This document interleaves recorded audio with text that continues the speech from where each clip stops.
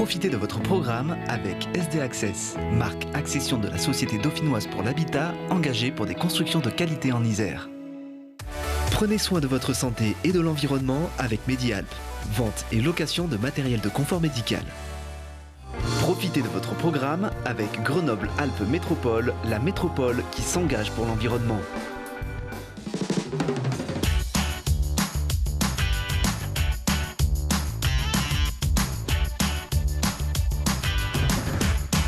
Bonjour à tous, bienvenue dans 6 minutes environnement. Et pour ce dernier numéro, on fait de nos déchets une richesse. C'est tout l'objectif du centre de compostage de Murianette, qui en plus de transformer les déchets alimentaires en compost, construit une unité de méthanisation. À compter de septembre 2027, le centre devrait être capable de produire du biogaz, une énergie renouvelable issue de la fermentation des déchets et qui sera réinjectée dans le réseau de distribution de GRDF. Voici les détails de Jérémy Pinard. Le centre de compostage prend un coup de jeune. La métropole investit dans la rénovation de ce bâtiment construit en 1993 sur la commune de Murianette. 30 ans d'activité de recyclage de déchets alimentaires et une nouvelle page tournée. Le nouveau centre prévu pour 2027 se verra introduire une technologie de méthanisation. Il ne se contentera plus de composter mais produira également du biométhane, un gaz principalement utilisé pour le chauffage des foyers. La transition écologique et énergétique, elle doit aller au bout, c'est-à-dire que le déchet qu'on produit, on doit en tirer le maximum de choses. C'est-à-dire que c'est plus un déchet, mais c'est une ressource en fait qui va être utile pour tous nos besoins de la société. C'est ça l'économie circulaire. Finalement, à partir du déchet, on en tire à la fois de l'énergie et du compost qui va être utile pour les agriculteurs, pour le maraîchage et pour la production agricole tout simplement. Un projet voté à l'unanimité du Conseil métropolitain pour un coût total de 36 millions d'euros, soutenu par les collectivités et partenaires qui pourraient injecter jusqu'à 16 millions d'euros dans le chantier. La nouvelle structure prévoit 20 000 tonnes de déchets alimentaires et végétaux traités par an pour une production d'énergie à 7 gigawattheures, l'équivalent de la consommation annuelle de gaz de 600 habitants. En fait, le fait qu'on injecte dans le réseau du gaz, ça nous permet de moins dépendre du gaz russe, si on doit se parler franchement.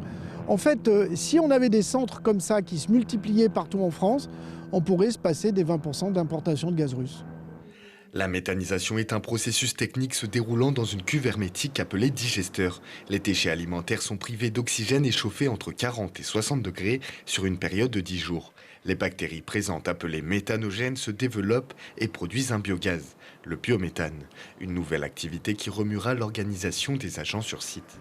Oui, pour nous, ça va être un nouveau métier. Bien sûr que pendant les 3 à 5 premières années, on va être aidé par une entreprise extérieure, par le constructeur du système, parce que pour nous, c'est un nouveau métier, donc il va falloir apprendre à piloter la partie méthanisation et la partie compostage. C'est une évolution pour les agents du site. Une fois la méthanisation effectuée, le résidu sera ensuite composté comme à son habitude, pour être offert aux agriculteurs et particuliers qui souhaiteraient l'utiliser. Et pour récupérer gratuitement du compost au centre de compostage, les particuliers doivent obligatoirement prendre rendez-vous au 04 76 77 54 80. Le grand méchant loup n'y pourra rien, rien ne semble pouvoir ébranler l'immeuble Wood qui se dresse fièrement à l'entrée de la presqu'île de Grenoble. Une construction érigée, comme son nom l'indique, avec plus de 820 mètres cubes de bois. Recyclage, mobilité durable, énergie renouvelable, Wood coche toutes les cases de la transition énergétique Ambre-Crozet. De loin, ce bâtiment peut surprendre de par sa forme particulière mais aussi par ses matériaux. Son nom Wood car il s'agit du premier immeuble de bureau construit majoritairement en bois. Plus de 800 mètres cubes pour 6000 mètres carrés de bureaux sur 6 étages. Récompensée par de nombreux prix, cette infrastructure est un véritable démonstrateur de la ville durable.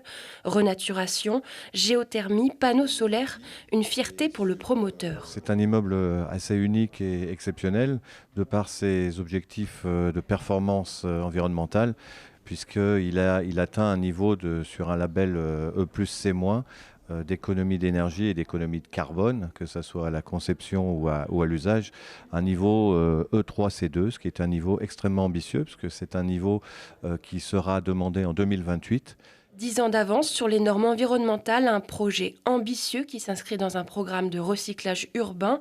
La totalité du bâtiment est fondée sur une friche industrielle, un terrain qui a laissé libre cours au schéma de construction de l'architecte. On a redéployé un certain nombre d'idées qui nous avaient intéressés, en tout cas qui étaient structurantes pour la première réponse, qu'on a pu développer d'une façon plus singulière pour le quartier.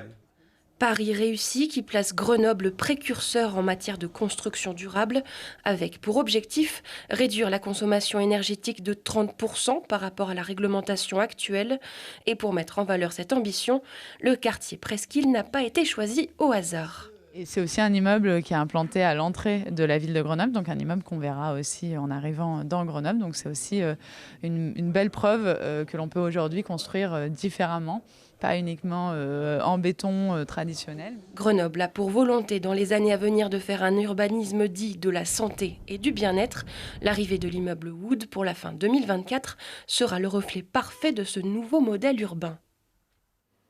Avec sa forme prédestinée, Wood a obtenu en 2023 2 pyramides d'argent de la Fédération des promoteurs immobiliers, catégorie immobilier d'entreprise et Grand Prix régional. C'était le tout dernier numéro de 6 minutes environnement. J'ai été très heureuse de vous présenter cette émission et je vous souhaite à tous un très bel été.